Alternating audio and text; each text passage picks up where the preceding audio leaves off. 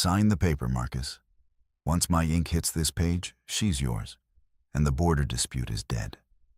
Aaron's voice didn't tremble as he pushed the contract across the rain-slicked hood of the SUV. Lisa stood beside him, wrists bound with a thick nylon zip tie, the freezing rain plastering her dark hair to her hollowed cheeks. She looked at her older brother, searching for a single flicker of regret. There was none. She's just collateral, her other brother Caleb muttered, refusing to meet her deadened eyes. Marcus, the rival pack's ruthless enforcer, snatched the document, a cruel smile touching his scarred lips.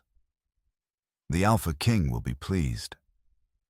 What none of them knew, what even Marcus couldn't fathom, was that King David had been hunting for her face in his dreams for 20 years. The heavy, rhythmic drumming of the rain against the asphalt was the only sound Lisa allowed herself to focus on. If she listened to the rain, she wouldn't have to listen to the sound of Aaron's polished dress shoes shifting uneasily on the wet gravel. She wouldn't have to hear the soft, confirming ping of a wire transfer echoing from Caleb's pristine smartphone. They were selling her, not metaphorically, not through some archaic, ceremonial marriage pact hidden behind the veil of pact traditions. It was a cold, calculated transaction executed on the hood of a black Mercedes SUV at the desolate border dividing the Crescent Ridge territory from the Obsidian domain. "Transfer cleared," Caleb whispered, his voice barely cutting through the storm. He shoved the phone deep into his wool coat. He still wouldn't look at her. "Then we are done here," Marcus replied. The Obsidian enforcer towered over them, his broad shoulders practically blocking out the headlights of the waiting convoy. He gestured sharply with two thick fingers. Two men in dark tactical gear stepped forward, their movements entirely silent despite the heavy boots they wore. They flanked Lisa instantly. One gripped her left bicep, the other her right. The grip wasn't bruising, but it was absolute. An immovable force. Lisa didn't struggle. She had spent the last 48 hours exhausting every ounce of fight she possessed. She had screamed in the halls of her ancestral home. She had thrown her grandmother's porcelain vases at Aaron's head. She had begged Caleb, reminding him of the days she used to patch up his scraped knees when their parents were too busy running the pack to care. None of it had mattered. The Crescent Ridge pack was bankrupt, bleeding out from years of Aaron's catastrophic gambling debts and poor territorial management. The Obsidian pack was a titan, swallowing up smaller territories with corporate precision. Lisa was the only asset they had left that King David's people found remotely interesting. "Lisa," Aaron said, finally speaking directly to her as the guards began to turn her toward the idling vehicles. His voice carried a pathetic, practiced edge of sorrow. "It's for the pack. You know this is the only way we survive." She stopped. The guards halted with her, glancing to Marcus for direction. But Marcus merely tilted his head, watching the exchange with mild, predatory amusement. Lisa turned her head slowly. The rain ran down her jaw, dripping from her chin. Her storm-gray eyes, usually so full of warmth and defiance, were flat, hardened into chips of slate. "Don't say it's for the pack, Aaron," she said, her voice a low, raspy whisper that somehow cut through the howling wind. "You sold me to cover your debts. When David slaughters me to make an example of you, I want you to remember that my blood bought your new suits." Aaron flinched, taking a half step back, his jaw clenching tight. Caleb looked physically ill, staring intently at the muddy ground. "Dramatic," Marcus scoffed, stepping into her line of sight, completely blocking her brothers from view. "The king doesn't waste time slaughtering pawns, little wolf. Get in the car." They guided her to the reinforced rear door of the lead SUV. As the heavy steel doors slammed shut behind her, plunging her into the dim, leather-scented interior, the sheer finality of it hit her chest like a physical blow.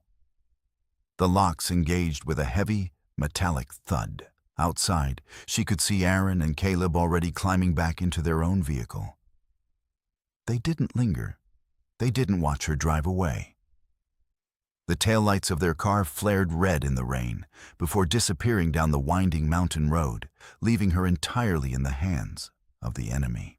Lisa leaned her head back against the cold window, the nylon tie digging sharply into her wrists.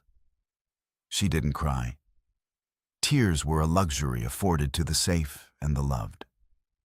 She was neither.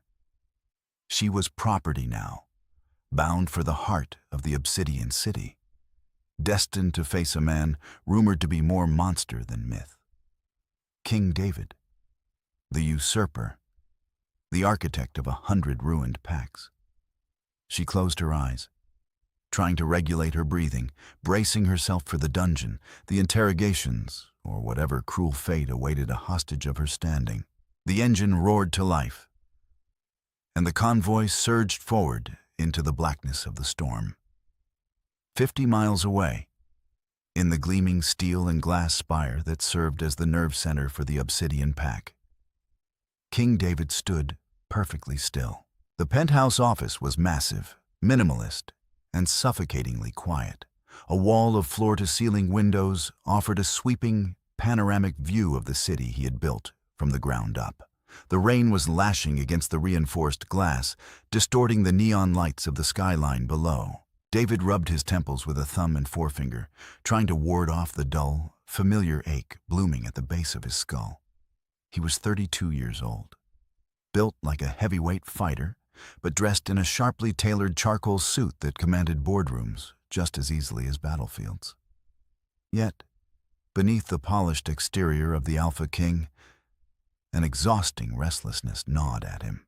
For as long as he could remember, since he was a child shivering in the foster system before his pack had found him, he had been haunted by a face. It was always the same. A woman with dark, unruly hair, a fierce, stubborn jaw, and eyes the color of a furious storm. In the dreams, she was always running. Sometimes she was laughing, a sound that made his chest ache with a profound, inexplicable grief. Most nights, she was just standing in the mist, out of reach, smelling faintly of crushed pine needles and sharp winter air. His beta, Elias, had spent a decade subtly scouring the continent's registries. They had cross-referenced photos, utilized facial recognition software, and tracked down hundreds of leads. Nothing. She was a phantom, a trick of an overstressed alpha mind, his pack elders had gently suggested. A manifestation of his desire for a mate he would never find. "Sir." David turned slowly. Elias stood in the doorway, his tablet glowing softly in the dim room. Marcus crossed the perimeter. "They have the girl." The Crescent Ridge cowards signed the papers and fled. David's lip curled in disgust. Pathetic.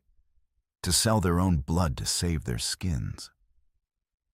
He walked over to the heavy mahogany desk and poured 2 fingers of amber liquid into a crystal glass. Where's they taking her?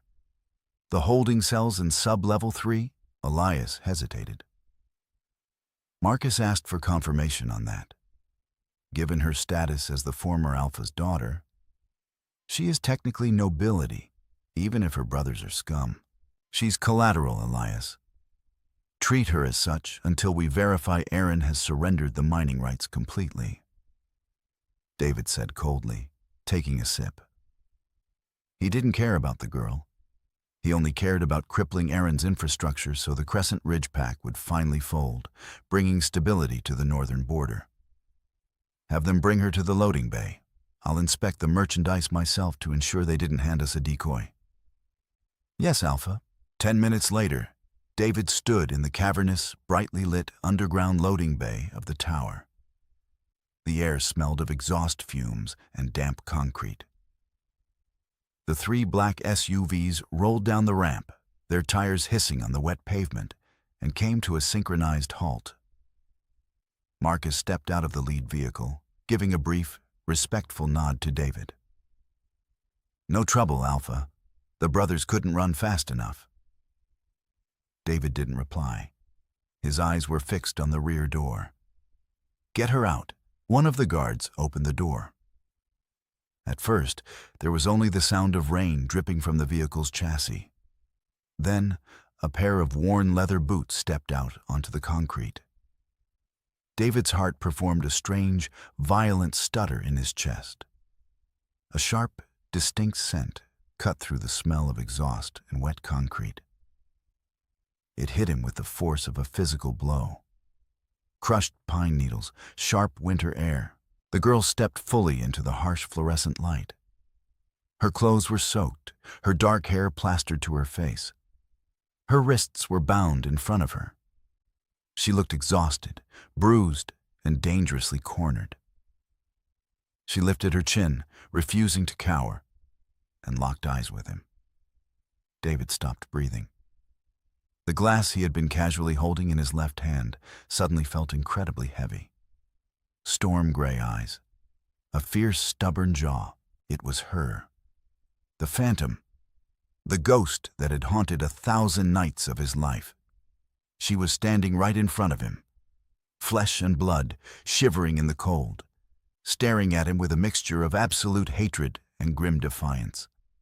The silence in the garage stretched until it felt like it might snap.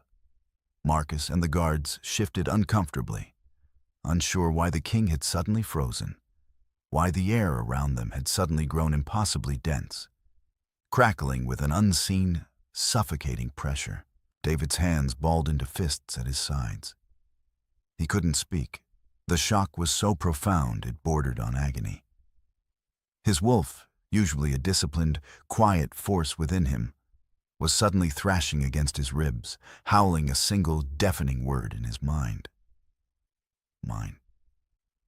Take the bindings off her. David's voice was dangerously quiet, lacking its usual booming authority. It sounded strained, almost hollowed out. Marcus blinked, clearly taken aback. Alpha? She's hostile. She tried to stab Caleb with a pen during the ride to the drop point. David didn't look at Marcus. He couldn't tear his eyes away from Lisa. He watched the subtle tremor in her shoulders, the way she was trying to mask her shivering by keeping her spine rigidly straight. He saw the angry red line on her pale wrists, where the plastic zip tie was biting into her skin. I said. David repeated, his tone dropping an octave, carrying the terrifying, rumbling vibration of an alpha command. Cut the bindings, now. Marcus swallowed hard, drawing a combat knife from his belt. He stepped toward Lisa. She flinched, leaning back against the cold exterior of the SUV, her eyes darting from the knife to Marcus's face. Give it to me, David snapped, crossing the distance between them in 3 long strides. He snatched the knife from Marcus's hand. Lisa pressed herself harder against the car, her chest heaving. This was it. The stories were true. He was going to maim her here in the garage just to send a picture back to Aaron. She raised her bound hands instinctively, a pitiful defense against a man twice her size. David stopped abruptly, leaving 2 feet of space between them. He realized he was terrifying her.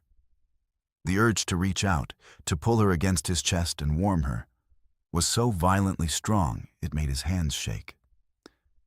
He forced himself to remain completely still. Hold still, he murmured. The harshness was gone from his voice. Lisa frowned, thoroughly confused, but she froze as he reached out. He didn't grab her arms. With surgical precision, he slipped the blade beneath the tight nylon strap and snapped his wrist upward. The tie broke with a sharp crack, falling to the concrete floor. Lisa immediately pulled her hands back, rubbing her raw wrists, staring at him as if he had just sprouted a second head. Elias, David said, stepping back. putting the knife away. "Bring her to the penthouse. Use the private elevator." Elias, who had been watching the entire exchange with narrowed, calculating eyes, nodded slowly. "And the holding cell?" "Cancel it."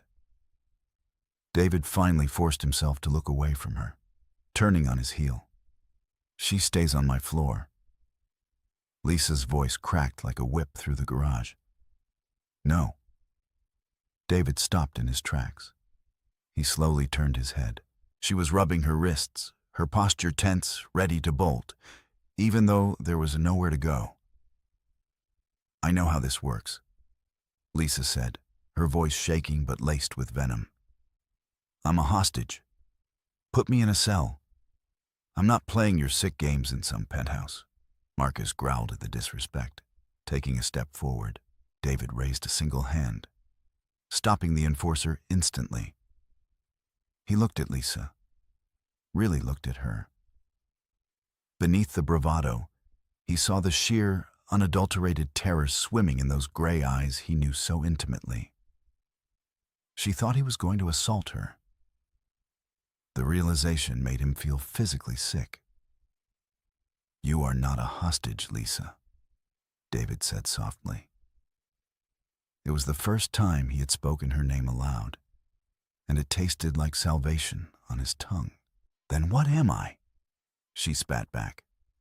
"Aaron sold me to you for $50 million and a strip of logging territory. That makes me property. Aaron is a fool who has no idea what he actually gave away," David replied, his eyes dark, intense, burning with a fierce, possessive heat that made Lisa's breath catch in her throat. "You are coming upstairs because you are freezing, and because if anyone in this garage looks at you the wrong way, I will be forced to kill them.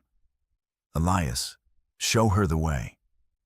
Before she could argue, before she could process the bizarre, protective intensity in his words, David turned and walked away, disappearing into the shadows of the garage. 20 minutes later, Lisa found herself standing in the center of an impossibly large, opulent bathroom attached to a guest suite on the top floor of the tower. The door wasn't locked.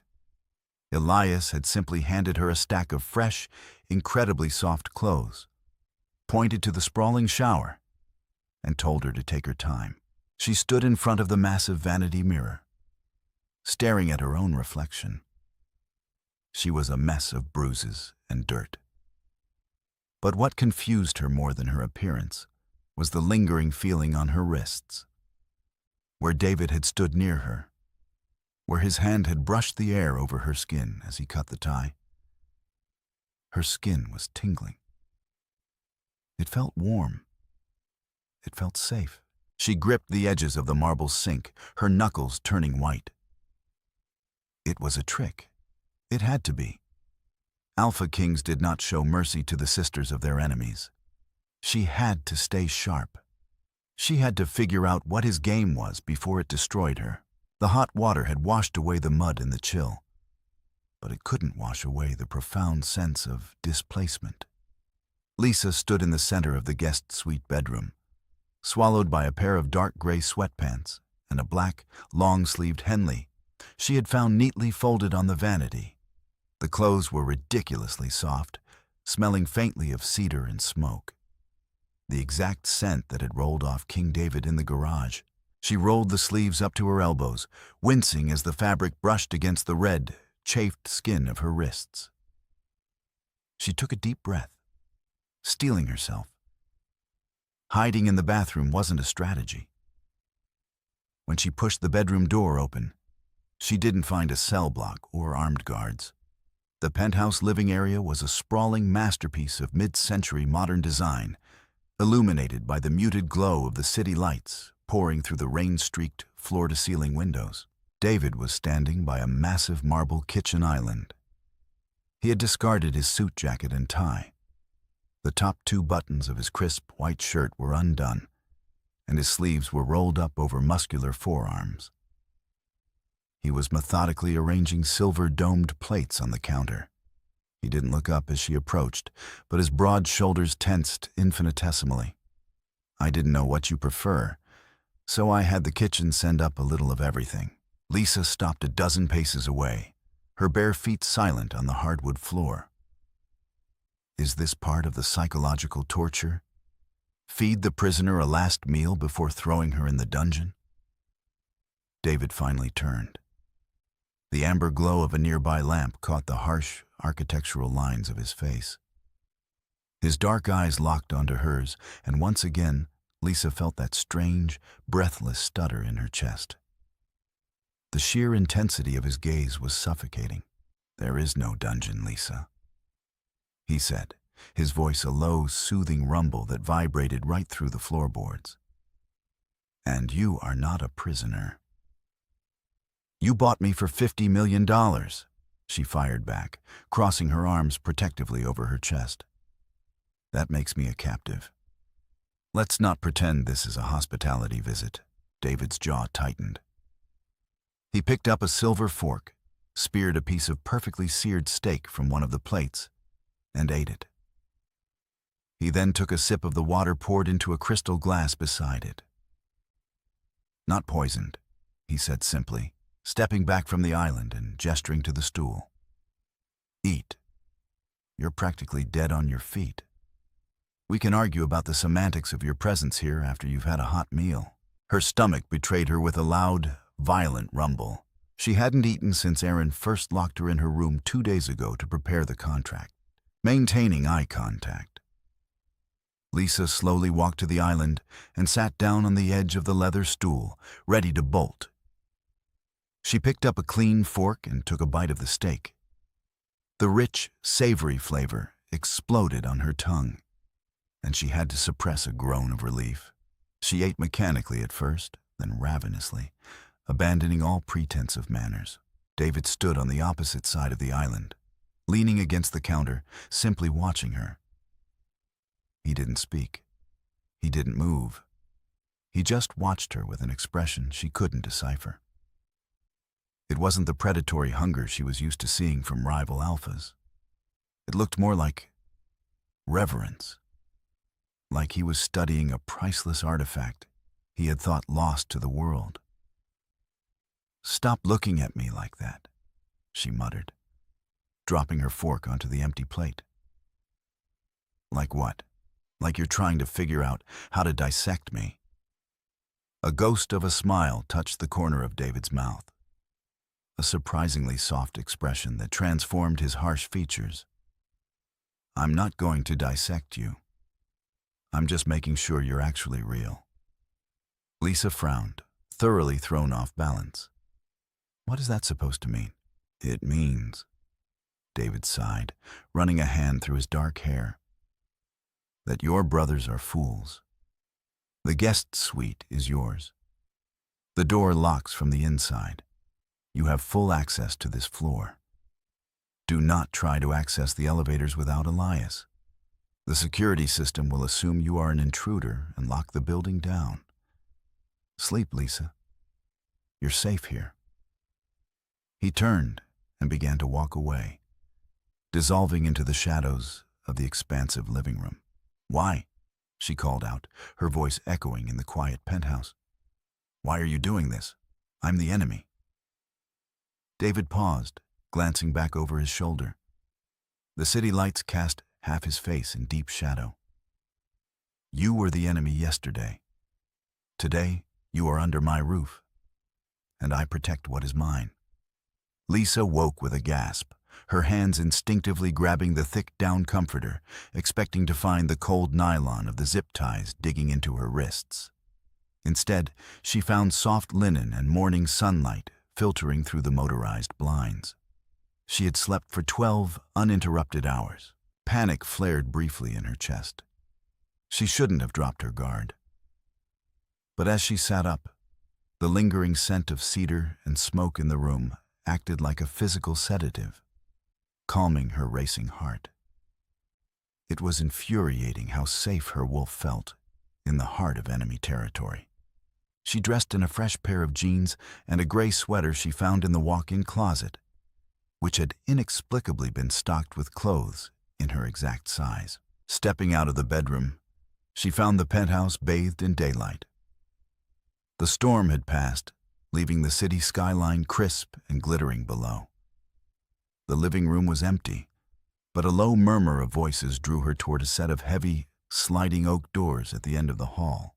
They were cracked open just an inch. No, cannot simply let them walk away with the liquid capital, Alpha. Elias's sharp, clinical voice drifted through the gap. Aaron transferred the $50 million into a series of offshore holding companies less than an hour after the drop. He is already defaulting on the severance pay for the lower-tier PAC members of Crescent Ridge. Lisa froze, her hand hovering over the doorframe. Her breath hitched. Aaron was stealing the money. He wasn't using it to stabilize the PAC or pay their people. He was funneling it away to save himself. A bitter, acidic wave of betrayal washed over her. "I know," David's voice replied, sounding exhausted but authoritative. "Freeze the shell accounts through our banking contacts. I want every cent locked down by noon." "And the PAC members he abandoned?" Elias asked. "Winter is coming. Without that capital, the Crescent Ridge border towns will starve." There was a long silence. Lisa pressed her forehead against the cool wood of the doorframe, her eyes burning. Her brothers had sold her, and now they were leaving their own people to freeze. "Dispatch a relief convoy," David finally ordered. "Use the discretionary fund. Blankets, food, medical supplies. Send them under the Obsidian banner. Let the Crescent Ridge people know their Alpha abandoned them, but I will not let them freeze." "Sir," Elias cautioned, his tone carefully neutral. "Providing aid to an enemy territory. The Council will view this as soft.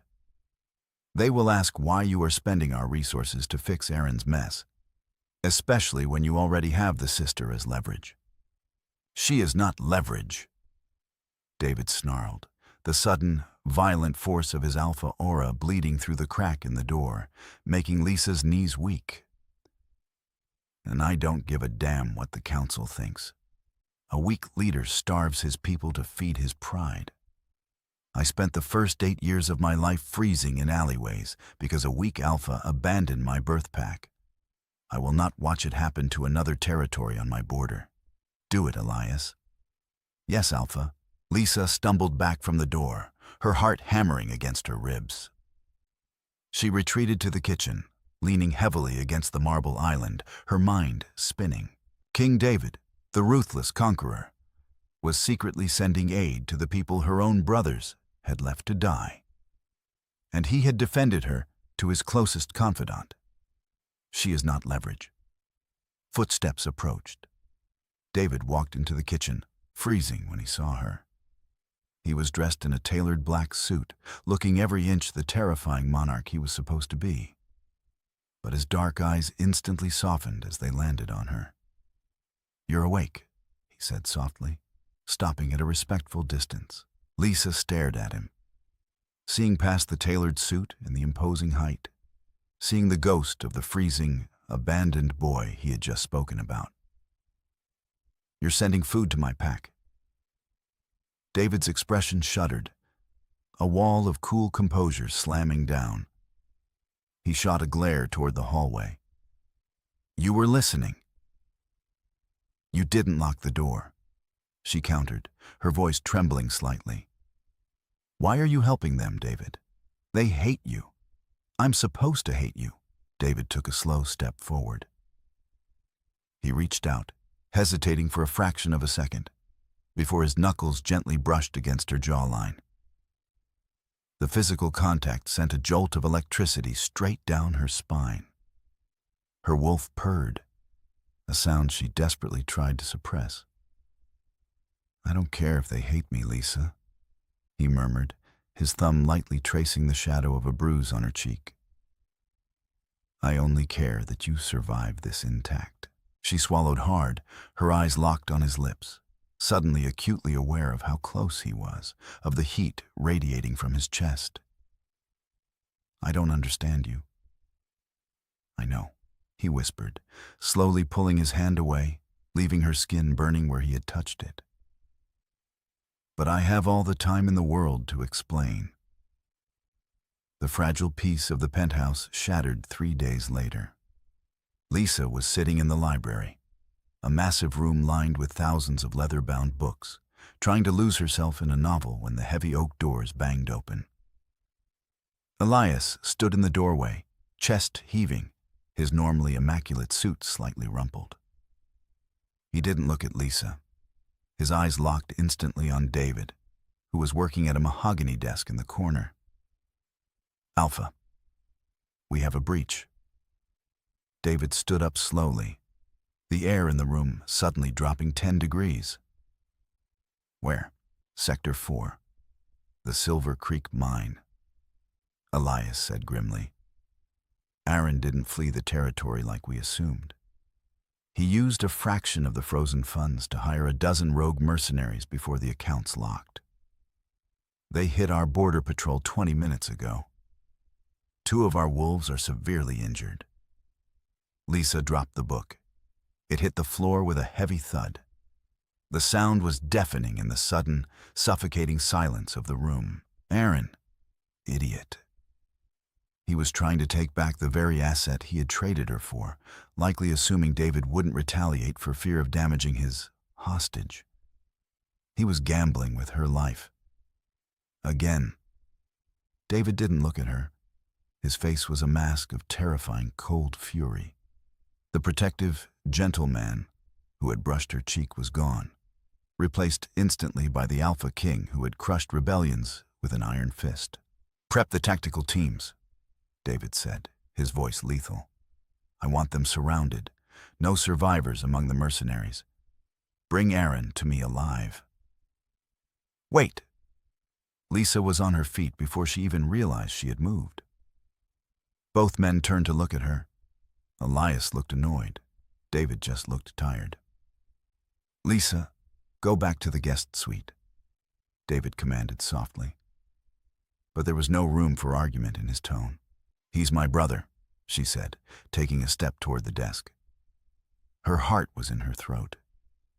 She expected David to sneer, to tell her that her brother had forfeited his right to live. Instead, David held her gaze. "He attacked my men, Lisa. He broke a blood-signed treaty. He did it knowing I hold you here. He assumes I will execute you in retaliation, and he clearly doesn't care. Do you understand what that means?" The words were a physical blow, validating her deepest, darkest fears. Aaron truly considered her dead already. "I know," she choked out, fighting the tears burning in her eyes. "I know what he is. But I also know the Silver Creek mine. I practically grew up playing in those tunnels." Elias frowned, stepping forward. "Alpha, this is a security risk. She shouldn't—" "Quiet, Elias," David snapped, never taking his eyes off Lisa. He walked around the desk, stopping just inches from her. The height difference forced her to tilt her head up to meet his intense stare. "What are you saying?" "I'm saying Aaron is a coward," Lisa said, her voice dropping to a harsh, steady whisper. She was severing the final thread of loyalty to her bloodline, right here, right now. He won't be leading the charge. He'll be hiding in the secondary ventilation shaft at the North Ridge, letting the mercenaries do the dying. If your men go in through the main entrance, it'll be a bloodbath. It's a choke point. David stared at her, searching her eyes. He was looking for deception, for a trap. But all he found was a profound, weary honesty. She was choosing his men over her brother's ego. Without a word, David reached out and gripped her hand. His fingers were warm, rough, and engulfing. He pulled her gently but firmly toward the center of the room, where a large, flat-screen tactical table sat dormant. He tapped a code into the glass, and a topographical map of the Silver Creek mine flared to life in glowing blue light. "Show me," David commanded, stepping close behind her, so close his chest brushed her back. Lisa's breath hitched at the contact. the mate bond flaring so violently she felt dizzy. She leaned over the table, her trembling finger tracing a thin blue line on the northern edge of the map. Here. It's an old access grate hidden behind a copse of dead pines. It leads directly to the overseer's booth. You can bypass the choke point entirely and cut off his retreat. David looked from the map to the side of her face. The proximity was intoxicating. He could smell her fear, yes, but beneath it was a steely, magnificent resolve. "Elias," David said, his voice dropping to a gravelly murmur, his eyes still fixed on Lisa's profile. "Update the tactical teams. Send a covert unit to the North Ridge ventilation shaft. Extract Aaron." Quietly, Elias stared at them both for a long moment. Realization slowly dawning in his eyes as he observed the physical tension, the sheer, undeniable gravity pulling his alpha toward the Crescent Ridge girl. He nodded slowly. "Yes, Alpha." As Elias left the room, David didn't move away. He stayed right behind her, his hand slowly sliding from her grip to rest warmly on her waist. Lisa closed her eyes, utterly terrified by how perfectly she fit against the enemy king, and how little she wanted him to let go.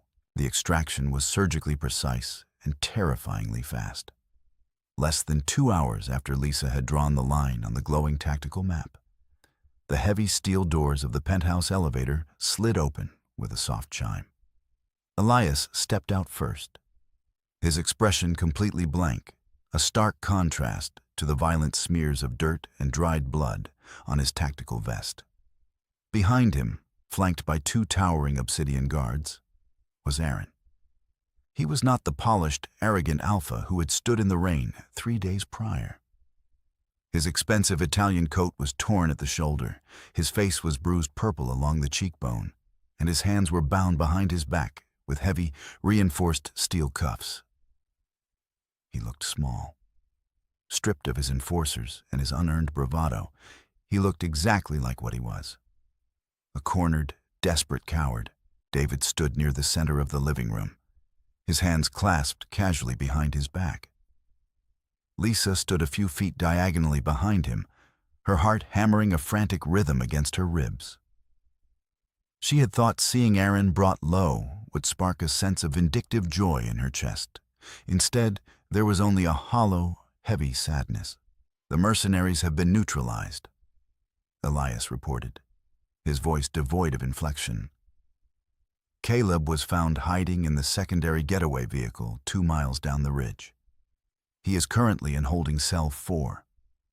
Aaron was exactly where she said he would be, cowering in the ventilation shaft." Aaron's head snapped up at that, his eyes zeroing in on Lisa. The sheer, venomous hatred in his gaze was so potent it almost felt like a physical blow. "You," he snarled, straining against the grip of the guards holding his arms. "You sold out your own blood. You gave them the coordinates." David took a single, slow step forward. The ambient temperature in the room seemed to plummet. The immense, crushing pressure of his alpha aura flooded the space, forcing the 2 guards to involuntarily lower their eyes. Aaron's knees buckled slightly, his wolf instinctively submitting to the apex predator in the room. "Watch your tone when you speak to her in my home," David said. His voice wasn't a yell. It was a deadly, vibrating rumble that shook the crystal glasses on the bar cart. "You broke a blood-sworn treaty, Aaron. You attacked my men on my land. By all laws of our kind, I should mount your head on the border gates." Aaron let out a ragged, breathless laugh, spitting a glob of blood onto the pristine hardwood floor. He was terrified, but his narcissism wouldn't let him die quietly. "Do it then. Kill me. But don't act like you're taking the moral high ground, David. You bought my sister like a piece of meat to humiliate my pack. I bought your sister to keep you from selling her to someone worse when you inevitably bankrupted yourself again." David replied coldly. "But you're right. I did intend to use her to leverage the final surrender of Crescent Ridge. That was before I knew the truth. Aaron froze. The manic energy drained from his face, replaced by a sudden, stark pallor. What truth? Lisa stepped out from behind David's shadow. The fear that had kept her quiet for her entire life was entirely gone, burned away by the fires of her brother's repeated betrayals. Why did you do it, Aaron? The gambling debts were bad, but $50 million. You sold me for an empire's ransom. You could have surrendered the mining rights and kept me. Why did I have to be part of the transaction? Aaron looked away, his jaw working furiously. You were collateral. You're lying, David interjected quietly. My financial analysts tore through the Crescent Ridge accounts this morning. Your father's estate was locked under a secondary trust. A trust that only unlocks upon the ascension of the true, named Alpha heir. David tilted his head, his dark eyes boring into Aaron's soul. You needed the $50 million to cover your debts because you couldn't access the family vault. Because you aren't the Alpha. Lisa felt the breath leave her lungs in a sharp rush. She stared at David, then back at her brother. What is he talking about? Aaron sneered, a desperate, ugly expression. Father was an old fool. His mind was slipping in his final years. He thought a woman could lead the pack. He thought you had the temperament for it. He amended the pack charter in secret before the car crash. He named you his successor. The silence in the penthouse was absolute. The city outside seemed to fade into nothingness. You hid the charter, Lisa whispered, the fragments of her life suddenly aligning into a horrifying, crystal-clear picture. The way Aaron had kept her isolated. The way he had refused to let her attend council meetings. The way he and Caleb had constantly demeaned her instincts. You didn't sell me to save the pack. You sold me to the most ruthless Alpha on the continent, hoping he would kill me so you would be the last living bloodline heir. You are soft, Aaron shouted, struggling violently against the guards. You would have turned Crescent Ridge into a charity. I did what I had to do to maintain our strength. Get him out of my sight, David commanded, disgusted. Put him in solitary. We will deal with him at dawn. As the guards dragged a screaming Aaron toward the elevator, Lisa stumbled backward until her spine hit the cool glass of the window. Her entire life, her grief over her parents, her loyalty to her pack, it had all been a meticulously crafted lie to keep a stolen crown upon a coward's head. The penthouse was suffocatingly quiet after the elevator doors closed. Elias had vanished seamlessly, leaving David and Lisa entirely alone. Lisa slid slowly down the glass window until she was sitting on the floor, her knees pulled tight to her chest. She wasn't crying. The shock was too profound, too deeply rooted for tears. She was the Alpha of Crescent Ridge. Her people were starving, their assets frozen, their honor stripped away by her own brother. And she had been the rightful leader all along. She heard the soft clink of glass, and a moment later, David was sitting on the floor beside her. He didn't crowd her. He left a respectable foot of space between them, resting his forearms on his knees, a glass of amber liquid dangling loosely from his fingers. Drink, he said softly, holding the glass out. It burns, but it helps. She took it, her fingers brushing his. The contact sent a familiar, grounding shockwave up her arm. She took a sip of the bourbon. It tasted like fire and oak, and it forced a heavy breath from her lungs. Did you know? She asked, staring straight ahead at the glittering city lights. When you bought me, did you know I was the heir? No, David said honestly, his voice a low rumble in the quiet room. I only found out an hour ago when my team decrypted Aaron's private servers. When I signed that contract on the border, I thought I was buying the sister of a foolish rival to secure a tactical advantage. He paused, turning his head to look at her. But that was before you stepped out of the SUV. Lisa turned to meet his gaze. In the dim light, his eyes weren't the terrifying, bottomless black pits the rumors claimed. They were a rich, dark brown, swirling with an emotion so raw and unguarded it made her chest ache. "What happened in the garage, David?" she asked softly. "Why did you cut the ties? Why am I in your penthouse instead of a cell?" David set his glass down on the hardwood floor. He shifted closer, the space between them evaporating. He reached out, his large, calloused hand gently cupping her face.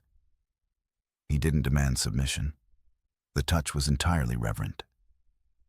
"Because I have been looking for you my entire life," he whispered.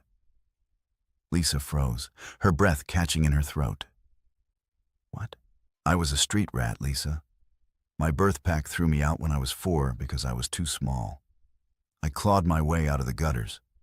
I built obsidian on blood, steel, and paranoia.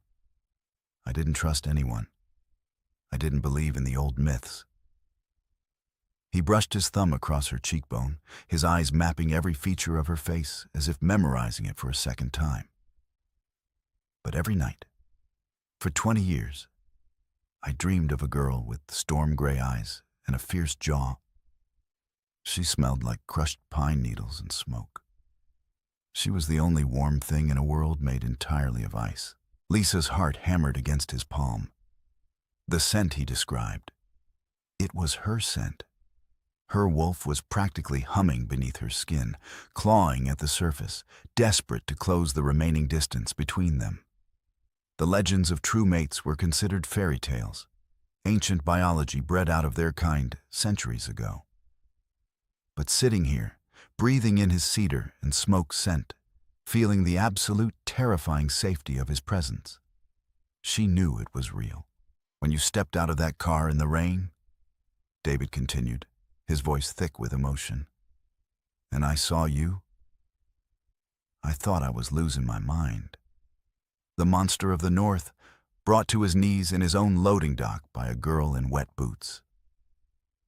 A tear finally broke free, tracking down Lisa's cheek. "I thought you were going to kill me. I would burn this city to ash before I let anyone lay a finger on you," he vowed, his forehead dropping to rest gently against hers.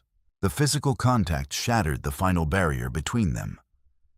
The mate bond, ancient and undeniable, snapped fully into place.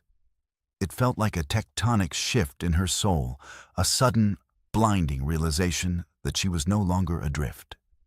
She was anchored. Lisa let out a soft, shuddering breath and closed her eyes, leaning into him. She reached up, her hands tangling in his dark hair.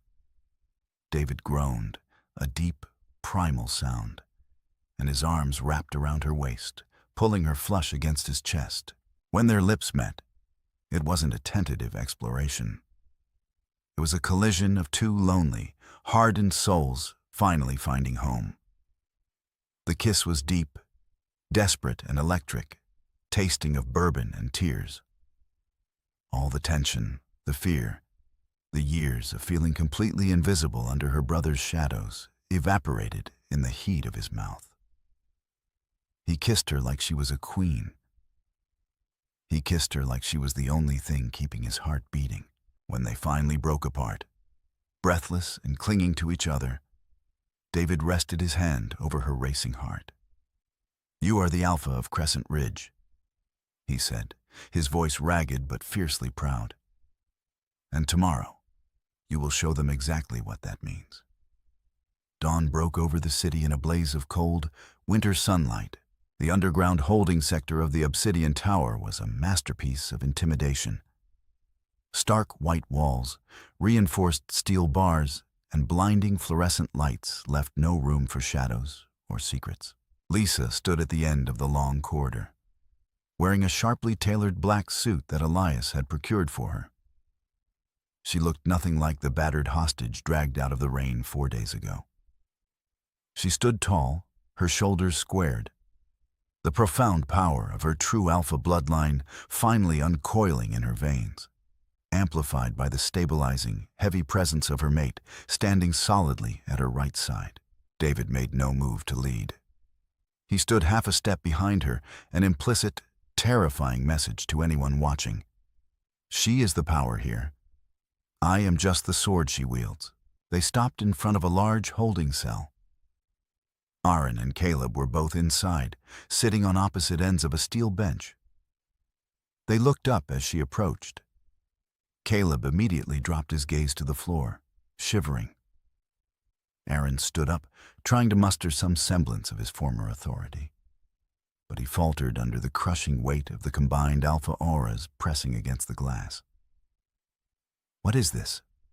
Aaron demanded, his voice cracking. "A mock trial?" "There is no trial, Aaron," Lisa said quietly. Her voice was perfectly calm, devoid of the anger that had consumed her the night before. She didn't feel hatred anymore. She just felt pity. "A trial is for disputes. There is no dispute here.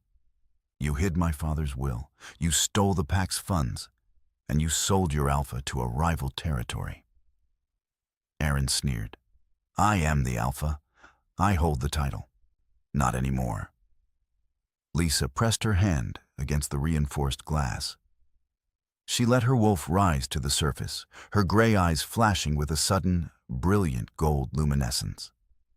The sheer, overwhelming dominance of a true-born pack leader flooded the corridor. Inside the cell, Caleb whimpered and slid off the bench, instinctively dropping to his knees, his forehead pressing against the cold floor in total submission. Aaron choked, gripping the bars, his knees buckling as his own wolf was violently forced to recognize its rightful master. "By the blood of our ancestors and the charter of Crescent Ridge," Lisa proclaimed, her voice echoing off the concrete walls with absolute authority. "I, Lisa, true heir of the Ridge, strip you of your rank. I strip you of your titles. I strip you of your right to run with the pack." Aaron was hyperventilating now, staring at her in sheer terror. She wasn't just taking his title. She was formally severing his connection to the pack's spiritual network. It was the highest form of punishment, short of execution. "You can't do this," he gasped. "The border, the Obsidian Pack will slaughter us without a strong leader." "The Obsidian Pack," David finally spoke, his deep voice slicing through the air, "stands entirely behind its queen." He reached out and took Lisa's hand, intertwining their fingers in front of the glass.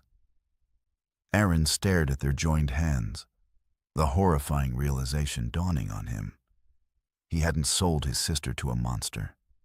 He had delivered his sister directly to her mate, effectively uniting the two most powerful packs in the region against him. "Caleb," Lisa said, turning her attention to her younger brother on the floor. "You were weak. You followed Aaron because it was easy. You will return to Crescent Ridge. You will spend the next 10 years working in the border town soup kitchens and rebuilding the clinics you let fall into ruin. If you step out of line, King David will personally see to your punishment." Caleb nodded frantically against the floor. "Yes. Yes, Alpha. Thank you." "As for you," Lisa looked back at Aaron. Her expression was like carved marble. "You are exiled.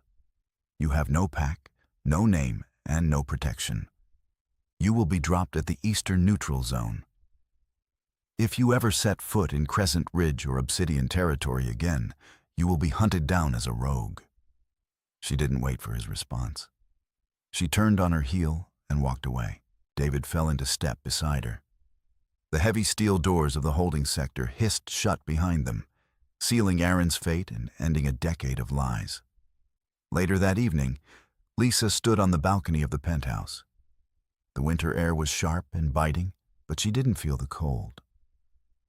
The heavy coat draped over her shoulders smelled of cedar and smoke. David stepped out onto the balcony, wrapping his arms around her waist from behind. pulling her back against his chest. He rested his chin on the top of her head as they looked out over the sprawling, glittering metropolis of the Obsidian Pack, and the dark, forested mountains of Crescent Ridge looming in the distance. Elias dispatched the relief convoys an hour ago, David murmured into her hair. And Caleb is on his way to the border towns under guard. It's done. It's just beginning, Lisa corrected softly, resting her hands over his. She wasn't a hostage anymore. She wasn't a pawn, and she wasn't hiding. She was a queen, standing beside her king, ready to heal the fractured lands her brother had broken. Then we begin together, David promised, turning her in his arms and kissing her deeply beneath the winter stars, the phantom in his dreams finally. Perfectly real. The story of Lisa and King David ends here, with the usurper exiled and two powerful packs united through a bond of destiny and resilience.